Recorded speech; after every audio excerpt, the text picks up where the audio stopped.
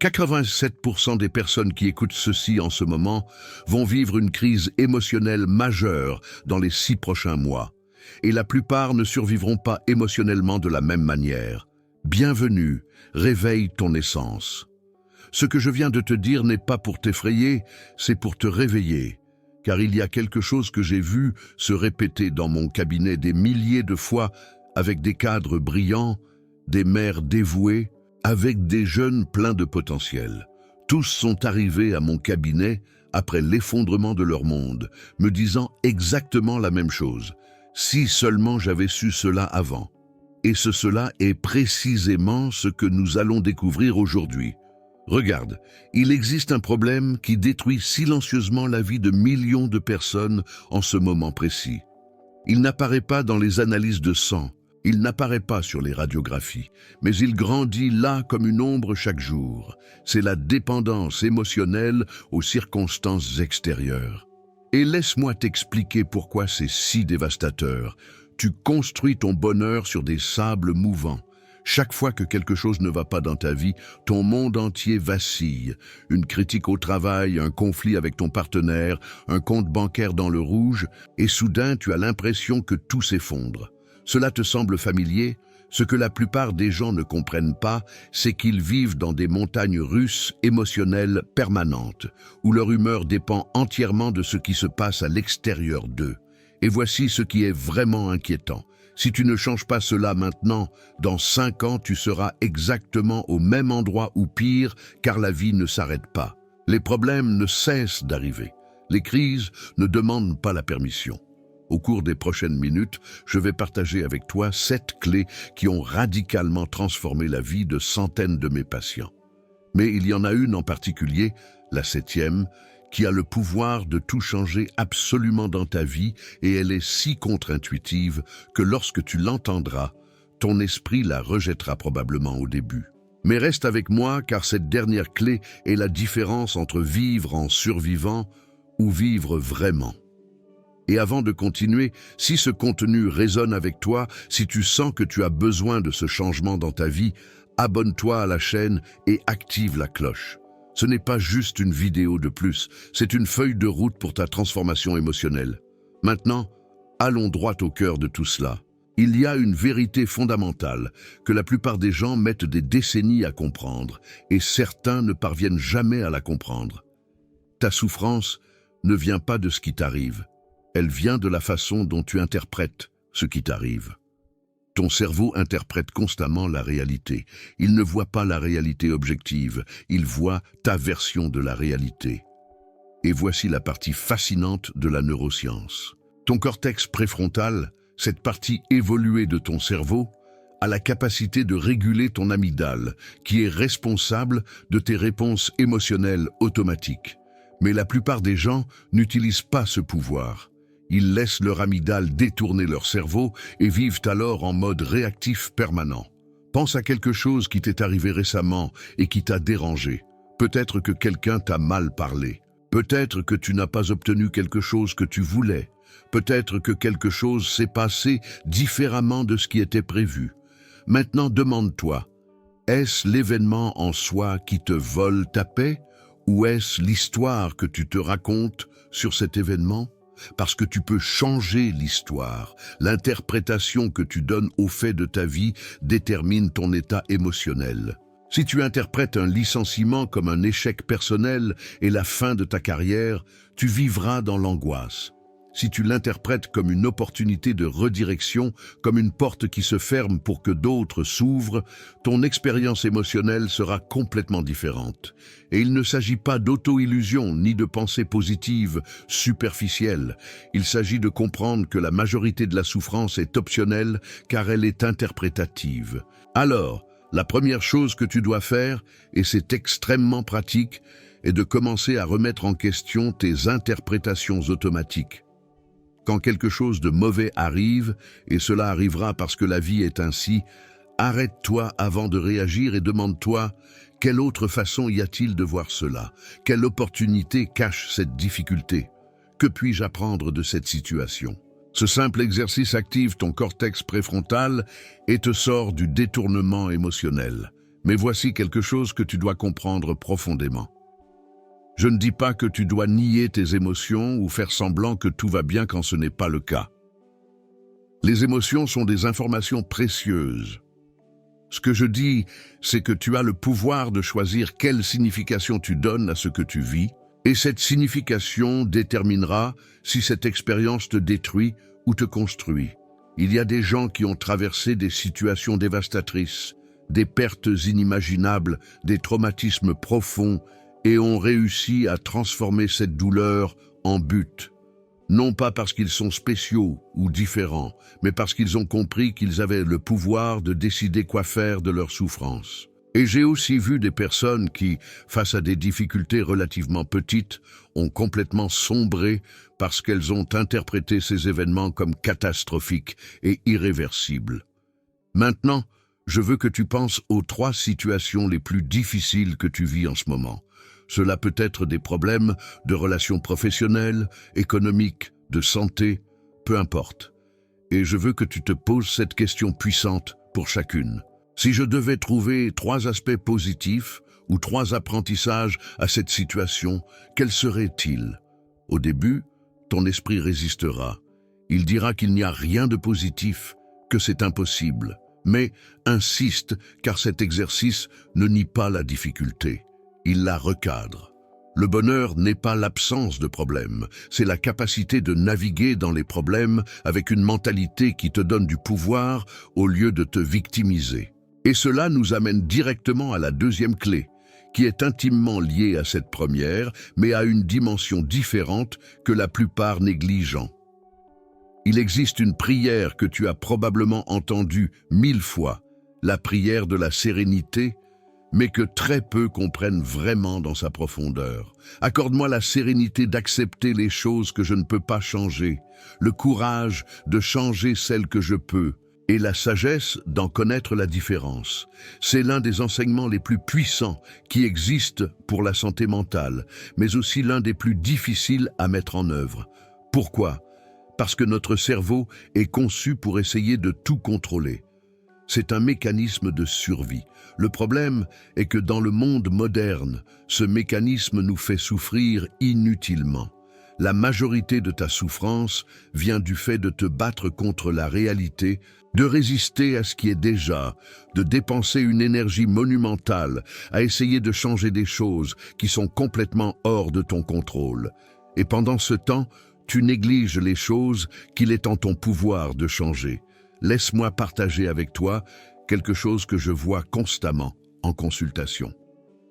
Une personne arrive angoissée parce que son partenaire ne la valorise pas, ou parce que son patron est injuste, ou parce que ses parents ne la comprennent pas. Et quand nous explorons plus loin, je découvre que cette personne attend depuis des années, parfois des décennies, que l'autre change. Des années de souffrance à attendre que quelqu'un d'autre soit différent. Et quel est le problème fondamental ici? Que tu essaies de contrôler l'incontrôlable. Tu ne peux pas contrôler ce que les autres pensent de toi. Tu ne peux pas contrôler les décisions des autres. Tu ne peux pas contrôler le passé. Tu ne peux pas contrôler bon nombre des circonstances qui t'entourent. Mais ce que tu peux contrôler, c'est ta réponse, tes actions, tes paroles.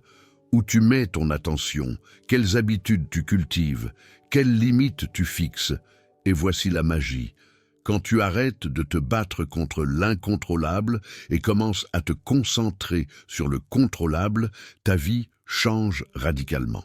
C'est comme si une tonne de poids était levée de tes épaules, parce que tu ne dépenses plus d'énergie dans des batailles perdues. Tu investis ton énergie dans ce qui peut vraiment faire une différence. L'acceptation n'est pas la résignation. C'est un malentendu courant que je dois clarifier. Accepter ne signifie pas abandonner ou être d'accord avec quelque chose d'injuste ou de douloureux. Accepter signifie reconnaître la réalité telle qu'elle est en ce moment, sans résistance émotionnelle pour pouvoir répondre de manière efficace. C'est le point de départ de tout changement réel. Imagine que tu es dans l'océan et qu'une vague géante arrive. Tu as 2 options. Tu peux résister, te battre contre la vague, essayer de la repousser et probablement la vague te renversera et te laissera épuisé. Ou tu peux accepter que la vague soit là, plonger dedans, la laisser passer et continuer à nager. La seconde option nécessite de l'acceptation, mais ce n'est pas de la passivité, c'est de l'intelligence. Alors, voici le travail pratique que tu dois faire. Prends une feuille de papier et trace une ligne verticale au milieu. Du côté gauche, écris ce que je ne peux pas contrôler, et du côté droit, ce que je peux contrôler. Maintenant, pense à tes problèmes actuels et classe-les. Sois brutalement honnête. Dans la colonne de ce que tu ne peux pas contrôler, tu auras probablement des choses comme le fait que ton ex t'ait quitté, que ton patron soit difficile, que tes parents aient leurs limites, que tu aies eu une enfance compliquée, que l'économie aille mal, que tu vieillisses, qu'il y ait de la maladie dans le monde. Et dans la colonne de ce que tu peux contrôler, comment tu réagis face à ton ex, si tu cherches un autre travail, si tu fixes des limites avec ton patron, si tu fais une thérapie pour guérir ton passé, comment tu prends soin de ton corps, ce que tu consommes mentalement, avec qui tu passes ton temps. Maintenant vient la partie cruciale. Prends tout ce qui est dans la colonne de l'incontrôlable et pratique l'acceptation radicale. Tu n'es pas obligé d'aimer ça, tu dois simplement arrêter de résister. Et prends tout ce qui est dans la colonne du contrôlable et crée un plan d'action, car c'est là que tu as du pouvoir. Je me souviens d'une patiente qui est venue me voir dévastée parce que son fils adolescent prenait de mauvaises décisions. Elle passait ses journées angoissée, sans dormir, essayant de contrôler chaque mouvement de son fils. Je lui ai demandé, « Peux-tu contrôler les décisions de ton fils ?» Après avoir résisté à la question, elle a finalement admis que non. Alors, que peux-tu contrôler? Je peux contrôler comment je communique avec lui. Je peux contrôler si je cherche une aide professionnelle. Je peux contrôler les limites que je fixe. Je peux contrôler ma propre réaction émotionnelle. Quand elle a changé son approche, tout a changé. Non pas parce que son fils a changé immédiatement, mais parce qu'elle a cessé de souffrir pour l'incontrôlable et a commencé à agir sur le contrôlable. Et curieusement, quand elle a changé son énergie, son fils a commencé à répondre différemment. Ceci est valable pour n'importe quel domaine de ta vie. Tu as une maladie chronique. Tu ne peux pas contrôler le fait de l'avoir, mais tu peux contrôler comment tu la gères, quel traitement tu suis, quelles habitudes tu adoptes, comment tu te parles à toi-même à ce sujet. Tu as perdu ton travail, tu ne peux pas contrôler qu'il t'ait licencié, mais tu peux contrôler ce que tu fais maintenant, comment tu mets à jour ton CV, qui tu contactes, quelles nouvelles compétences tu apprends. La paix ne vient pas du fait que tout se passe comme tu veux. La paix vient de lâcher ce que tu ne peux pas changer et de te responsabiliser sur ce que tu peux. Et cela, crois-moi, est libérateur à un niveau que tu ne peux pas imaginer tant que tu ne l'as pas expérimenté.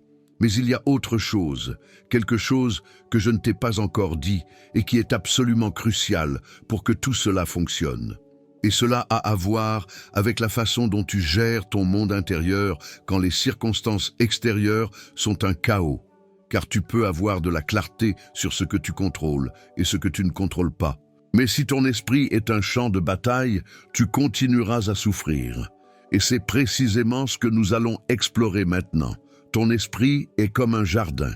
Ce que tu y sèmes est ce qui pousse, et la plupart des gens sèment des mauvaises herbes sans s'en rendre compte. Permets-moi de t'expliquer quelque chose de fascinant issu de la neuroscience. Ton cerveau a ce que nous appelons la neuroplasticité, qui est sa capacité à changer et à se réorganiser en fonction de tes expériences et pensées. Chaque pensée que tu as crée des connexions neuronales et les pensées que tu répètes créent des autoroutes neuronales. Cela signifie que si tu penses constamment à ce qui te manque, à ce qui a mal tourné, à ce qui pourrait mal tourner, tu es littéralement en train de câbler ton cerveau pour le malheur. Maintenant, voici l'important. Il ne s'agit pas de faire semblant que tout va bien quand ce n'est pas le cas, ni de forcer des pensées positives artificielles. Il s'agit d'être conscient de ce que tu permets d'habiter dans ton esprit et de prendre des décisions intentionnelles sur ton régime mental. Pense à ceci. Quelle est la première chose que tu fais quand tu te réveilles? La plupart des gens attrapent leur téléphone et se bombardent de nouvelles, de réseaux sociaux, de problèmes, de stimuli chaotiques. Tu programmes ton cerveau dès la première minute de la journée pour l'anxiété. Ensuite, pendant la journée, sur quoi mets-tu ton attention? Sur ce qui ne va pas ou sur ce qui fonctionne? Sur ce qui te manque ou sur ce que tu as? Sur tes peurs ou sur tes possibilités? Et ne pense pas que ce soit trivial. L'attention est la ressource la plus précieuse que tu as. Tout ce que tu captures avec ton attention s'étend dans ta réalité. Si tu te concentres constamment sur les problèmes, tu vivras dans un monde de problèmes. Si tu entraînes ton esprit à voir aussi les opportunités, les solutions, les bénédictions, tu commenceras à vivre dans un monde différent. C'est comme aller à la salle de sport pour ton cerveau. La gratitude est l'un des exercices mentaux les plus puissants qui existent. Diverses études ont montré que la pratique régulière de la gratitude réduit les niveaux de cortisol, augmente la dopamine et la sérotonine, améliore le sommeil, renforce le système immunitaire et change littéralement la structure de ton cerveau. Mais la gratitude est seulement un outil, il y en a plus. Il y a la visualisation consciente, qui n'est pas une fantaisie d'évasion, mais entraîner ton cerveau à voir des possibilités. Il y a la méditation, qui n'est pas se mettre en position du lotus et léviter, mais apprendre à observer tes pensées sans être emporté par elles. Il y a le dialogue intérieur compatissant, qui est de te parler à toi-même comme tu parlerais à quelqu'un que tu aimes. Voici quelque chose de crucial que tu dois comprendre. Ton dialogue intérieur, cette voix dans ta tête, est probablement la voix que tu écoutes le plus dans ta vie. Et comment te parle cette voix? Pour la plupart des gens, c'est une voix cruelle, critique, impitoyable. Elle te dit que tu n'es pas assez, que tu vas échouer, que tu ne mérites pas de bonnes choses, que tu es un désastre. Personne ne te parlerait aussi mal que tu te parles à toi-même. Et cela a des conséquences dévastatrices, car ton subconscient ne fait pas la distinction entre une menace réelle et une menace imaginaire. Quand tu te massacres mentalement, ton corps répond comme si tu étais en danger réel. Il active ton système nerveux sympathique, libère du cortisol, te met en mode survie, et vivre en mode survie chronique te rend malade physiquement et mentalement. Alors, commence à prêter attention à comment tu te parles, et quand tu te surprends à être cruel avec toi-même, arrête-toi et demande-toi: parlerais-je ainsi à un petit enfant? Parlerais-je ainsi à mon meilleur ami? Si la réponse est non, alors ne te le dis pas à toi-même. Change le dialogue. Sois ferme si nécessaire, mais sois compatissant. Un autre aspect fondamental du jardin mental est ce que tu consommes. Et je ne parle pas seulement de nourriture, je parle d'informations, de contenu, de conversations, de relations. Tout ce qui entre dans ton champ de perception nourrit ton esprit. Si tu passes des heures à consommer du contenu qui te fait sentir inadéquat, anxieux, en colère ou triste, tu empoisonnes ton jardin. Laisse-moi te donner quelque chose de très pratique que tu peux commencer à faire dès aujourd'hui. Crée des rituels mentaux. Un rituel du matin où, au lieu d'attraper le téléphone, tu prends 5 minutes pour établir ton intention pour la journée. Demande-toi comment je veux me sentir aujourd'hui.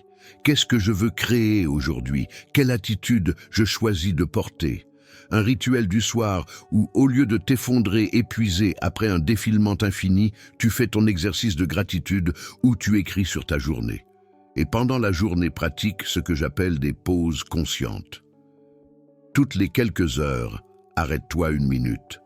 Respire profondément 3 fois. Observe tes pensées sans les juger. Demande-toi: où est mon esprit en ce moment même? Est-il dans le présent ou piégé dans le passé ou le futur? Est-il concentré sur ce que je peux contrôler ou ce que je ne peux pas? Cette pensée me sert-elle? Mais maintenant, laisse-moi te dire quelque chose qui te surprendra peut-être. Tu peux avoir le meilleur jardin mental du monde et te sentir quand même vide. Pourquoi? Parce qu'il y a quelque chose de plus profond que tu dois aborder. Quelque chose que la plupart évitent parce que c'est inconfortable. Et c'est exactement ce que nous allons explorer maintenant. Nous vivons dans une société obsédée par le bonheur instantané, par le plaisir immédiat, par le fait de se sentir bien maintenant, et cette obsession nous détruit.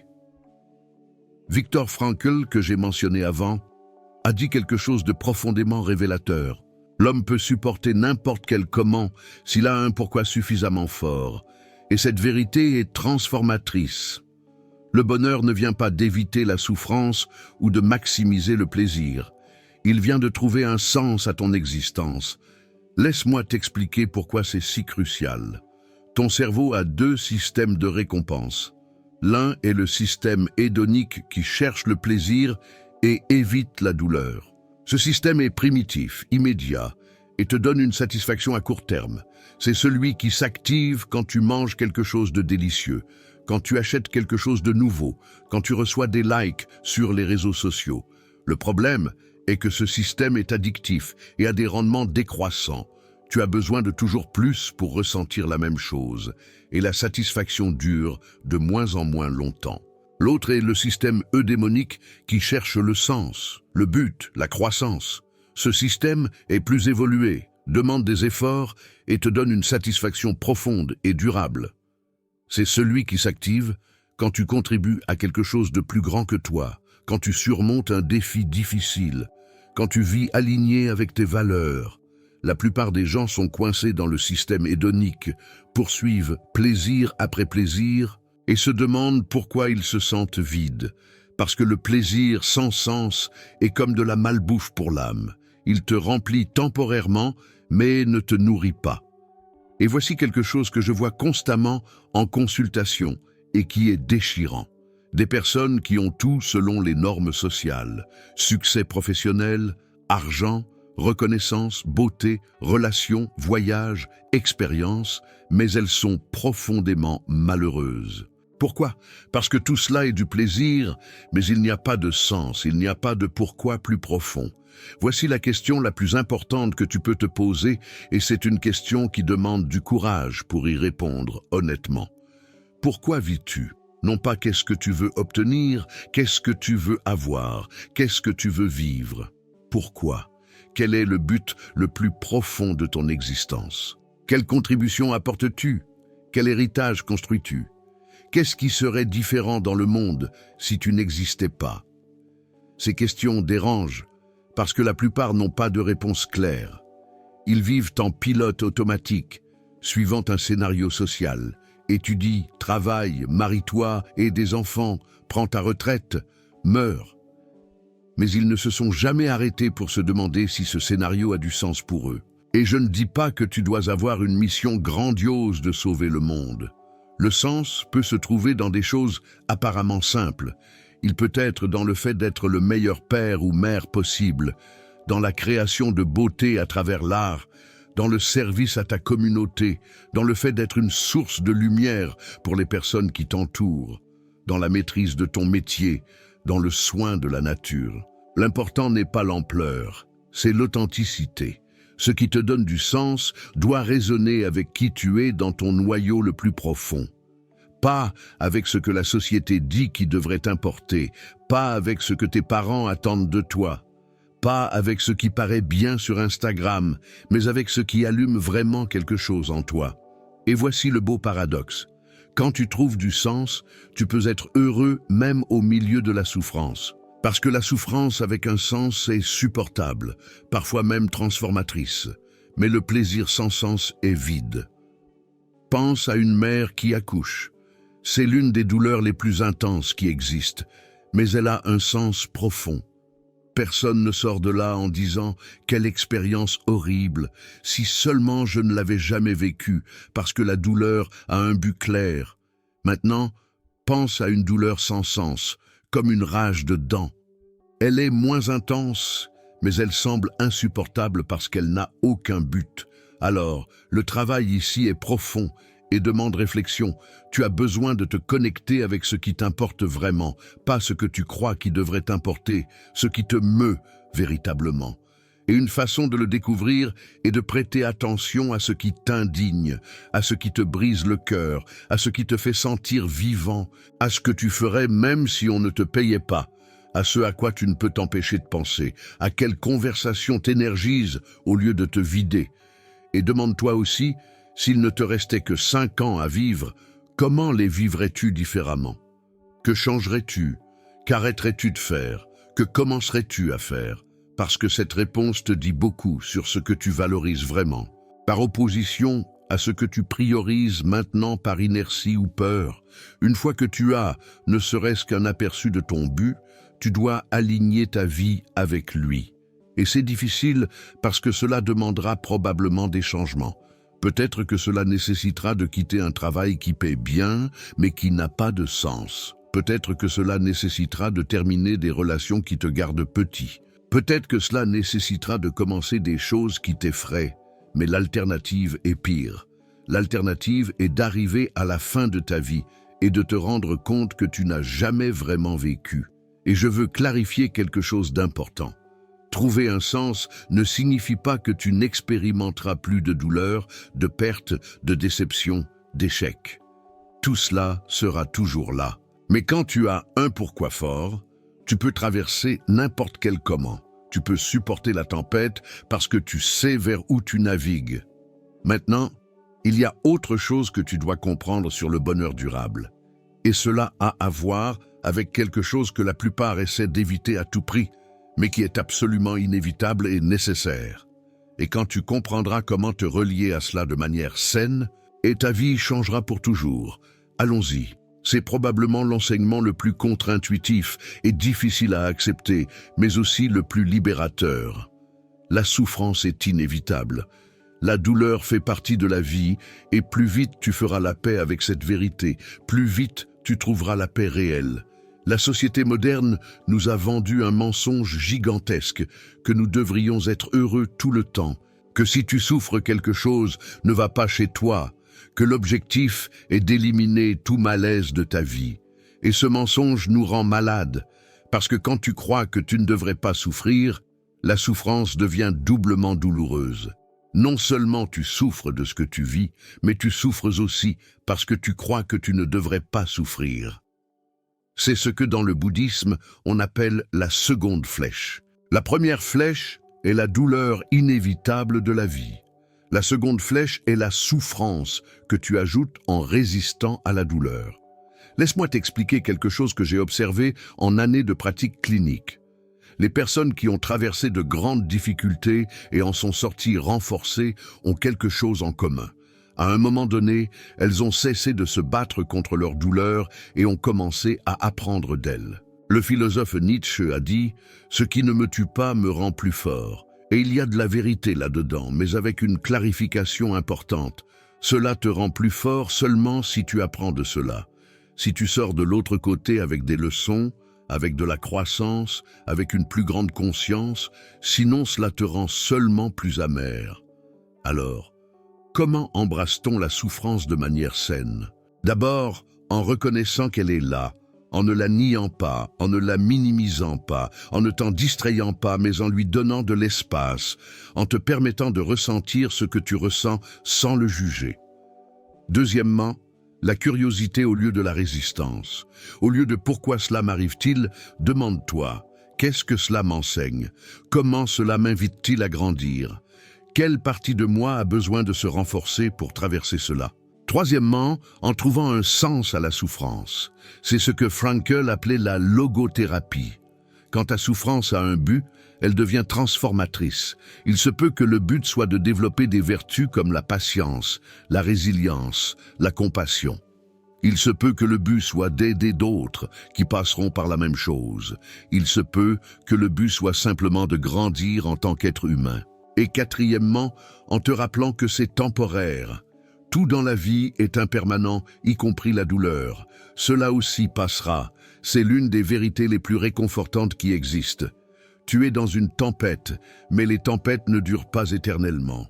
Maintenant, je dois dire quelque chose d'important. Embrasser la souffrance ne signifie pas que tu restes passif dans des situations que tu peux changer. Cela ne signifie pas que tu tolères l'abus ou que tu ne cherches pas d'aide quand tu en as besoin. Cela signifie que lorsque tu fais face à une douleur inévitable, au lieu d'ajouter de la souffrance en résistant, tu la traverses avec conscience et en extrais sa sagesse. Il y a un concept en psychologie qui s'appelle la croissance post-traumatique. C'est l'idée qu'après avoir traversé des situations traumatiques, les gens ne font pas que récupérer, Mais dans de nombreux cas émergent plus sages, plus compatissants qu'avant le traumatisme. Ce n'est pas que le traumatisme soit souhaitable, mais quand il arrive, il a le potentiel de te transformer positivement si tu le traites de manière saine. Et c'est ce qui est fascinant. Les études montrent que les personnes qui ont traversé des difficultés significatives rapportent fréquemment une plus grande appréciation de la vie, des relations plus profondes, un plus grand sentiment de force personnelle, une plus grande clarté sur leurs priorités et une plus grande croissance spirituelle que ceux qui ont eu des vies relativement faciles. Parce que la souffrance, quand tu la traverses consciemment, te montre de quoi tu es fait, t'enlève le superficiel et te connecte à l'essentiel. Elle te montre qui est vraiment là pour toi. Elle t'enseigne ce qui compte vraiment. Elle te donne de la perspective. Pense aux époques les plus difficiles de ta vie. Maintenant, regarde en arrière avec la distance du temps. Qu'as-tu appris? Comment as-tu grandi? Qu'as-tu découvert sur toi que tu ne savais pas? Il y a probablement des leçons inestimables là que tu n'aurais apprises d'aucune autre manière. Et voici quelque chose de crucial pour ta guérison. Tu dois arrêter de voir la souffrance comme ton ennemi. La souffrance n'est pas l'ennemi. La résistance à la souffrance est l'ennemi. L'attachement à ce que les choses soient différentes de ce qu'elles sont est l'ennemi. Quand tu fais la paix avec la réalité de la souffrance, quand tu arrêtes de t'étonner chaque fois que quelque chose de difficile arrive, quand tu acceptes que la vie inclut perte, déception, douleur, échec, alors tu deviens vraiment résilient parce que tu ne dépenses plus d'énergie à résister à l'inévitable. Tu l'utilises pour t'adapter, apprendre, grandir. Et cela ne fait pas de toi une personne pessimiste ou négative. Au contraire, cela fait de toi une personne réaliste et donc plus équipée pour naviguer dans la vie. Parce que quand tu acceptes qu'il y aura de la douleur, mais que tu as confiance en ta capacité à la traverser, la peur perd son pouvoir sur toi. Maintenant, tout ce que je t'ai partagé jusqu'à présent sont des pièces fondamentales.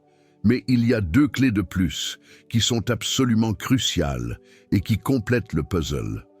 L'une a à voir avec la façon dont tu te relis aux autres, car aucun de ces enseignements n'existe dans le vide, et l'autre, la 7e, est celle qui change tout, et je l'ai gardée pour la fin parce que tu avais besoin de comprendre tout ce qui précède d'abord pour qu'elle ait l'impact qu'elle doit avoir. Alors, accompagne-moi parce que nous arrivons au noyau le plus profond. Voici une vérité que tu ne veux peut-être pas entendre, mais qui est absolument fondamentale. Tu ne peux pas être heureux dans des relations toxiques. Peu importe combien tu travailles sur toi-même, peu importe la force de ton jardin mental. Si tu es entouré de gens qui te drainent, te manipulent ou te gardent petit, ton bien-être sera compromis. Les êtres humains sont des créatures sociales. Nous sommes neurobiologiquement conçus pour la connexion et la qualité de nos relations détermine en grande partie la qualité de notre vie. Il y a des études longitudinales qui ont suivi des personnes pendant des décennies et la conclusion est cohérente. Les relations proches de qualité sont le prédicteur le plus fort de bonheur et de longévité. Plus que l'argent, plus que le succès professionnel, plus que la santé physique. Mais voici le problème. Beaucoup de gens ont des relations, mais ce ne sont pas des relations authentiques. Ce sont des relations basées sur des rôles, sur des masques, sur ce que l'autre attend de toi. Et c'est épuisant parce que tu es constamment en train de te censurer, de t'adapter, de faire semblant d'être quelqu'un que tu n'es pas pour être accepté. Mais pour avoir des relations authentiques, tu dois faire quelque chose qui terrifie beaucoup de gens, fixer des limites. Et voici l'un des malentendus les plus nuisibles sur les relations. L'idée que l'amour signifie ne pas avoir de limites, que si tu aimes vraiment quelqu'un, tu dois être disponible toujours, tu dois tout tolérer, tu dois te sacrifier complètement. Ce n'est pas de l'amour, c'est de la codépendance. Et la codépendance détruit tant celui qui donne que celui qui reçoit. Parce que quand tu n'as pas de limites, tu finis plein de ressentiments. Épuisé, vide. Et quand tu ne fixes pas de limites avec les autres, en réalité, tu ne leur fais pas une faveur, tu leur permets des comportements qui ne sont pas sains. Les limites ne sont pas des murs, ce sont des clôtures. Elles définissent où tu finis et où commence l'autre. Elle protège ton énergie, ton temps, ta paix mentale. Et contrairement à ce que beaucoup craignent, les limites saines n'éloignent pas les bonnes personnes, elles éloignent les mauvaises personnes. Fixer des limites demande de la clarté sur tes valeurs, sur tes besoins non négociables, sur ce que tu es prêt à tolérer et ce que non. Et cela demande du courage pour les communiquer, même quand c'est inconfortable, même quand il y a risque de conflit. Et voici quelque chose de crucial. Tu dois être prêt à perdre des relations qui ne sont pas saines pour toi. Je sais que cela semble dur, mais s'accrocher à des relations toxiques par peur de la solitude ou par loyauté mal comprise est un acte de trahison envers toi-même. Parfois, la relation toxique est avec un membre de la famille, et je sais que culturellement, on nous enseigne que la famille est sacrée, que tu dois tout tolérer parce que c'est la famille. Mais le sang ne donne pas le droit de maltraiter. Tu peux aimer quelqu'un à distance, tu peux pardonner sans maintenir la relation, tu peux honorer le lien sans permettre qu'il te fasse du mal. D'autres fois, la relation toxique est une amitié qui ne te sert plus. Peut-être étiez-vous amis à une époque de ta vie, mais vous avez grandi dans des directions différentes. Et c'est ok de laisser aller. Pas avec ressentiment, mais avec gratitude pour ce qui fut et clarté sur ce dont tu as besoin maintenant. Et bien sûr, parfois c'est une relation de couple, et c'est là que ça devient particulièrement difficile parce qu'il y a de l'amour. Il y a une histoire, il y a l'espoir que ça change, mais s'il y a des schémas constants de manque de respect, de manipulation, d'abus émotionnels ou physiques, aucune quantité d'amour ne peut arranger cela. Ta première responsabilité est envers toi-même. Maintenant, fixer des limites et lâcher des relations toxiques est seulement la moitié de l'équation. L'autre moitié est de cultiver activement des relations qui te nourrissent, et cela demande de l'intentionnalité parce que les bonnes relations n'arrivent pas par accident. Elles se construisent avec effort, avec présence, avec communication honnête. Demande-toi, quand a été la dernière fois que tu as eu une conversation réelle et profonde avec quelqu'un, pas une discussion superficielle sur la météo ou le travail, mais une conversation où tu t'es montré vulnérable, où tu as parlé de ce qui t'importe vraiment, où tu as écouté pour de vrai. À l'ère des réseaux sociaux, nous sommes plus connectés que jamais, mais plus seuls que jamais. Parce que nous confondons connexion numérique et connexion réelle. Tu as 500 amis sur Facebook, mais personne a appelé à 3 heures du matin quand ton monde s'effondre. Tu as besoin d'investir dans des relations profondes et cela signifie du temps. Cela signifie de la présence, cela signifie de la vulnérabilité, cela signifie être là non seulement dans les bons moments, mais aussi dans les difficiles. Cela signifie communiquer ce dont tu as besoin, au lieu d'attendre que l'autre le devine. Et cela signifie aussi apprendre à être à l'aise dans la solitude, car il y a une différence entre être seul et se sentir seul. Tu peux être entouré de gens et te sentir profondément seul s'il n'y a pas de connexion réelle. Et tu peux être seul et te sentir en paix si tu as une bonne relation avec toi-même. En fait, la relation la plus importante que tu aies est la relation avec toi-même, car c'est la seule relation qui est absolument garantie de durer toute ta vie. Et si cette relation est mauvaise, si tu ne t'aimes pas, si tu es cruel avec toi-même, si tu te trahis constamment, aucune autre relation ne pourra combler ce vide. Alors, cultive cette relation avec toi. Apprends à apprécier ta propre compagnie. Donne-toi la compassion que tu donnerais aux autres. Tiens les promesses que tu te fais, respecte tes propres besoins, car quand tu as une relation solide avec toi-même, tu ne cherches plus désespérément la validation externe, tu ne te contentes plus de miettes d'affection, tu ne tolères plus le manque de respect, et depuis ce lieu de plénitude intérieure, tu peux créer des relations vraiment belles, des relations où tu n'as pas besoin de l'autre pour te sentir complet, mais où tu choisis d'être avec l'autre, parce qu'il ajoute quelque chose de beau à ta vie, parce qu'il y a réciprocité, il y a croissance mutuelle, il y a joie authentique. Maintenant, nous sommes prêts pour la dernière clé, et celle-ci est la plus importante de toutes. C'est celle qui intègre tout ce dont nous avons parlé. C'est celle qui a le pouvoir de transformer radicalement ton expérience de vie sans que rien d'externe ne change. Et c'est celle que la plupart des gens ne découvrent jamais, car elle requiert un niveau de conscience qui va contre notre programmation sociale. Alors prête beaucoup d'attention car c'est crucial. C'est la vérité la plus simple et en même temps la plus difficile à intégrer. Ce moment est tout ce que tu as. Le passé n'existe plus, sauf comme mémoire. Le futur n'existe pas, sauf comme imagination. La seule chose réelle est maintenant. Et pourtant, où vivent la plupart des gens? Dans le passé, ressassant ce qui a mal tourné, revivant des blessures, s'accrochant à des ressentiments, ou dans le futur, en s'inquiétant de ce qui pourrait mal tourner, anxieux pour ce qui viendra, espérant que le bonheur arrivera quand ils obtiendront enfin ce qu'ils poursuivent. Mais le bonheur n'est jamais dans le futur et la paix n'est jamais dans le passé. Les deux n'existent que dans le présent. Laisse-moi t'expliquer ce qui se passe neurologiquement quand tu n'es pas présent. Ton esprit divague, saute entre des pensées, la plupart négatives. Et chaque fois que ton esprit va dans le passé avec tristesse ou dans le futur avec anxiété, ton corps répond comme si cela se passait maintenant. Il libère les mêmes hormones de stress, active les mêmes réponses physiologiques. Alors, tu es assis dans ton salon physiquement en sécurité, mais mentalement tu revis une discussion d'il y a 3 ans où tu anticipes une présentation que tu donneras dans 2 semaines et ton corps est en mode menace, ton cœur bat vite, ta respiration est superficielle, tes muscles sont tendus, tout cela pour quelque chose qui ne se passe pas en ce moment. J'ai eu un patient qui souffrait d'anxiété sévère. Chaque fois qu'il venait en consultation, il me bombardait de scénarios catastrophiques sur le futur. Et si je perds mon travail? Et si ma femme me quitte? Et si je tombe malade? Et si je n'ai pas assez d'argent pour ma retraite? Un jour, je lui ai demandé, en ce moment exact, assis ici avec moi, est-ce que l'une de ces choses est en train de se passer? Il est resté silencieux. Il a admis que non. Alors, en ce moment, est-ce que tu vas bien? Il a hésité puis a hoché la tête. Oui, en ce moment, je vais bien. Et voilà la clé.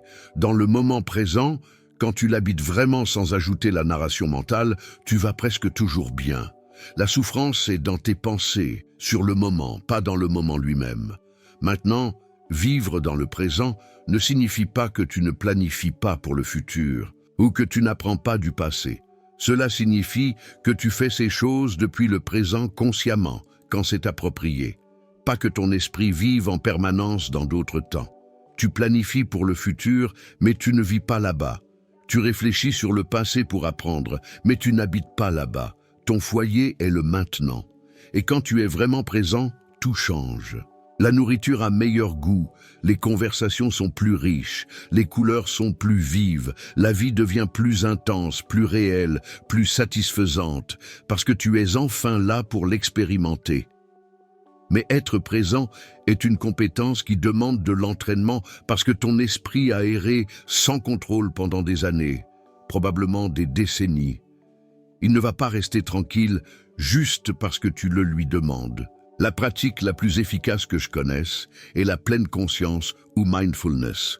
Et non, tu n'as pas besoin de devenir moine bouddhiste ni de méditer pendant des heures. Tu as simplement besoin de pratiquer le fait de ramener ton attention au moment présent de manière répétée tout au long de la journée. Tu peux le faire à travers la respiration plusieurs fois par jour. Arrête-toi et observe simplement ta respiration. 3 respirations conscientes. Ne change rien, observe seulement l'air qui entre, l'air qui sort. Cela t'ancre instantanément dans le présent. Tu peux le faire à travers tes sens. Quand tu manges, savoure vraiment la nourriture. Quand tu marches, sens tes pieds toucher le sol. Quand tu es avec quelqu'un, écoute vraiment ce qu'il dit au lieu de penser à ce que tu vas répondre. Tu peux le faire en observant tes pensées sans t'y accrocher. Imagine que tes pensées sont des nuages passant dans le ciel. Tu peux les observer sans avoir besoin de monter sur chacune. Voilà une pensée sur le travail. Voilà une pensée sur le dîner. Voilà une préoccupation sur demain. Tu les observes, tu les reconnais, tu les laisses passer, et quand tu te rends compte que ton esprit est parti, et il partira constamment, ramène-le simplement sans te juger. C'est ça l'exercice. Il ne s'agit pas d'avoir l'esprit vide.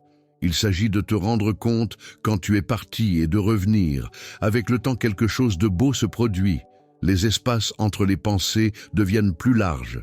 Tu développes la capacité d'observer ton esprit au lieu d'être entraîné par lui. Et dans ces espaces, tu trouves quelque chose d'extraordinaire, la paix. Non pas la paix qui vient du fait que tout va bien, mais la paix qui existe indépendamment des circonstances. Car quand tu es véritablement présent, connecté avec la vie, telle qu'elle est maintenant, sans résistance, sans jugement, sans la narration mentale constante, il y a une quiétude profonde, il y a une acceptation radicale de ce qui est, et dans cette acceptation, il y a la liberté. C'est ce que les mystiques de toutes les traditions ont enseigné pendant des millénaires, ce que le bouddhisme appelle l'illumination, ce que le christianisme appelle la paix qui surpasse toute intelligence, ce que les stoïciens appelaient l'ataraxie. C'est l'état d'être où tu n'es plus en guerre avec la réalité. Et depuis cet état, tu peux répondre à la vie avec sagesse au lieu de réagir par la peur. Tu peux prendre des décisions depuis la clarté au lieu de depuis la confusion. Tu peux aimer plus profondément parce que tu es vraiment là. Tu peux vivre plus intensément parce que tu ne rates pas la vie en étant dans ta tête. Maintenant, je veux que tu comprennes quelque chose de crucial. Être présent ne signifie pas que tu n'expérimenteras jamais d'émotions difficiles. Cela ne signifie pas que tout sera bonheur et lumière. Cela signifie que quand ces émotions viendront, et elles viendront, tu peux les ressentir pleinement sans être détruit par elles, parce que tu sais qu'elles sont temporaires, qu'elles font partie de l'expérience humaine et que tu es plus grand que n'importe quelle émotion. La tristesse vient, tu la ressens, elle passe. La rage vient, tu la ressens, elle passe. La peur vient, tu la ressens, elle passe. Tu ne résistes pas, tu ne t'accroches pas, tu ne fais pas d'histoire. Tu permets simplement que l'énergie émotionnelle bouge à travers toi. Et voici le beau paradoxe. Quand tu arrêtes de résister aux émotions difficiles, elles perdent leur pouvoir sur toi. C'est la résistance qui les magnifie. C'est le « tu ne devrais pas ressentir ça » qui les rend insupportables. Quand tu permets simplement qu'elles soient, quand tu les ressens complètement dans le corps sans l'histoire mentale, elles se dissolvent naturellement. C'est cela la maturité émotionnelle, ce n'est pas ne pas sentir, c'est sentir pleinement sans être emporté. C'est la capacité d'être avec ce qui est, quoi que ce soit, sans s'effondrer, sans éviter. Et depuis ce lieu de présence, d'acceptation radicale du moment présent, tu peux être heureux dans n'importe quelle situation. Non pas parce que toutes les situations sont plaisantes, mais parce que ton bonheur ne dépend plus des situations. Il dépend de ta capacité à être présent avec quoi que ce soit qui se passe. Quand tu perds ton travail, tu peux être présent avec l'incertitude sans être consumé par elle. Quand une relation se termine, tu peux être présent avec la douleur sans créer une histoire, disant que tu ne trouveras jamais l'amour à nouveau. Quand tu fais face à une maladie, tu peux être présent avec la peur sans te projeter de manière catastrophique vers le futur. Ce n'est pas de la résignation, ce n'est pas de la passivité. Tu peux être complètement présent et quand même agir. En fait, l'action qui surgit de la présence est beaucoup plus efficace que l'action qui surgit de la réactivité. Alors, voici l'invitation. Reviens au maintenant encore et encore 1000 fois par jour si nécessaire, car chaque fois que tu reviens, tu renforces ton muscle de présence. Chaque fois que tu reviens, tu choisis la paix sur le conflit mental, et finalement la présence devient ton état naturel, pas quelque chose que tu dois t'efforcer d'atteindre, mais ta façon d'être, et de là tu es libre. Libre de la tyrannie de ton esprit, libre du besoin que les choses soient différentes, libre pour aimer, pour vivre, pour être. Nous avons parcouru un voyage profond ensemble depuis la compréhension que ton interprétation crée ta réalité, en passant par l'acceptation de l'incontrôlable, cultiver ton jardin mental, trouver un sens, embrasser la souffrance, nourrir des relations authentiques jusqu'à arriver à la présence radicale.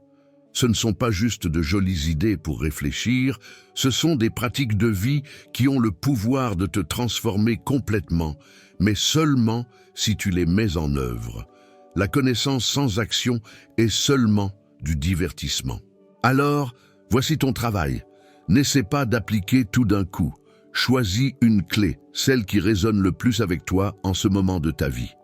Engage-toi avec elle pendant 30 jours. Fais-en une partie de ta vie quotidienne et observe ce qui change. Peut-être commenceras-tu avec l'exercice de gratitude chaque soir, ou peut-être avec les 3 respirations conscientes plusieurs fois par jour. Ou peut-être en identifiant ce qui est sous ton contrôle et ce qui ne l'est pas. Peu importe par où tu commences, ce qui importe c'est que tu commences, car voici la vérité finale. Tu peux avoir la vie la plus privilégiée du monde et être profondément malheureux, ou tu peux affronter des circonstances extraordinairement difficiles et trouver une paix profonde. La différence n'est pas dans ce qui t'arrive, elle est dans la façon dont tu te relis à ce qui t'arrive. Ton bonheur n'est pas dans un lieu futur où finalement tout est résolu. Il ne t'attend pas quand tu auras le travail, le partenaire, le corps, l'argent que tu veux. Il est disponible maintenant, en ce moment, si tu choisis d'y accéder à travers ces pratiques. Et oui, il y aura des jours difficiles. Il y aura des moments où tout cela semblera impossible. Il y aura des situations qui te mettront à genoux. Mais maintenant, tu as des outils, tu as une compréhension plus profonde de comment fonctionne ton esprit, d'où vient ta souffrance, d'où est ton pouvoir. Et je veux te rappeler quelque chose d'important. Ceci est un chemin, pas une destination. Il n'y a pas un point où tu arrives et c'est fini. Tu es heureux pour toujours. C'est une pratique quotidienne, moment après moment, de choisir consciemment comment tu veux habiter ta vie. Il y aura des jours où tu le feras incroyablement bien et des jours où tu échoueras complètement. Les deux font partie du processus. La clé est la compassion envers toi-même, la patience et l'engagement de continuer à revenir encore et encore à ces vérités. Rappelle-toi que tu n'es pas seul sur ce chemin. Il y a des millions de personnes autour du monde s'éveillant à ces mêmes vérités, faisant ce même travail intérieur. Et chaque fois que tu choisis la conscience sur la réactivité, l'acceptation sur la résistance, la présence sur la distraction, tu contribues non seulement à ta guérison, mais à la guérison collective. Parce qu'un être humain conscient, en paix, vivant depuis l'amour et non depuis la peur, a un impact incommensurable sur le monde. Tu n'as pas besoin d'être célèbre. Tu n'as pas besoin d'avoir une plateforme massive, simplement en étant qui tu es vraiment. En vivant depuis ton essence la plus profonde, tu irradies une fréquence qui affecte tous ceux qui t'entourent. Alors je t'invite, je te mets au défi. Je t'encourage à prendre ces enseignements et à les vivre, non comme une théorie, mais comme une pratique, car ta vie se passe maintenant, pas dans un moment futur parfait, maintenant. Et tu mérites de la vivre pleinement. Tu mérites d'expérimenter la profondeur, la beauté, la magie qui existe dans chaque moment ordinaire quand tu es vraiment présent pour le recevoir. Tu mérites la paix qui vient de lâcher la guerre intérieure. Tu mérites des relations authentiques où tu peux être toi-même. Tu mérites de faire la paix avec ton histoire et de créer un futur aligné avec qui tu es vraiment. Tout cela est disponible pour toi, non pas parce que tu es spécial, mais parce que tu es humain. Et c'est la capacité que nous avons tous, la capacité de transformer notre expérience de vie à travers la façon dont nous choisissons de la percevoir et de l'habiter. Avant de nous dire au revoir, je veux te demander quelque chose. Si ce contenu a résonné avec toi, si tu sens que ces enseignements peuvent faire une différence dans ta vie, ne le garde pas pour toi. Partage-le avec quelqu'un qui en a besoin, car la sagesse ne sert à rien si elle reste gardée. Elle a besoin d'être partagée, vécue, transmise. Abonne-toi à la chaîne pour continuer à approfondir ces sujets qui sont si fondamentaux pour ton bien-être. Mets un j'aime si cette vidéo t'a apporté de la valeur, car cela m'aide à savoir que ce type de contenu est important pour toi et pour la communauté. Et laisse-moi un commentaire en me racontant laquelle de ces 7 clés a résonné le plus avec toi, laquelle tu vas commencer à mettre en œuvre en premier. J'aimerais savoir sur ton processus, tes idées, tes défis, car ceci est une conversation, pas un monologue. Nous sommes là-dedans ensemble, apprenant, grandissant, nous rappelant mutuellement ce qui compte vraiment. Et si tu sens que tu as besoin d'un soutien plus profond dans ton processus, rappelle-toi que chercher de l'aide professionnelle n'est pas une faiblesse, c'est de la sagesse. Parfois, nous avons besoin d'un guide, quelqu'un qui nous aide à voir nos angles morts, qui nous soutienne pendant que nous traversons le difficile. Il n'y a rien de mal à cela. En fait, c'est l'un des actes les plus courageux que tu puisses faire pour toi-même. Finalement, je veux te laisser avec ceci. Tu as déjà en toi tout ce dont tu as besoin pour être heureux. Tu n'as pas besoin de tout arranger dans ta vie d'abord. Tu n'as pas besoin d'être parfait. Tu n'as pas besoin d'attendre que les conditions soient idéales. Tu peux commencer maintenant de là où tu es, avec ce que tu as. Chaque moment est une nouvelle opportunité de choisir différemment, de répondre au lieu de réagir, d'accepter au lieu de résister, d'être présent au lieu d'être perdu dans ton esprit, de vivre au lieu de simplement exister. Alors respire profondément, sens ton corps, regarde autour de toi et vois vraiment ce qui est ici, car ce moment, est ta vie. Pas la version éditée, pas la version future, parfaite. Celle-ci, elle est précieuse, elle est sacrée, elle est tienne. Merci d'être ici, d'écouter, d'être prête à grandir. On se voit dans la prochaine vidéo où nous continuerons à explorer ensemble comment vivre une vie plus consciente, plus pleine, plus authentique.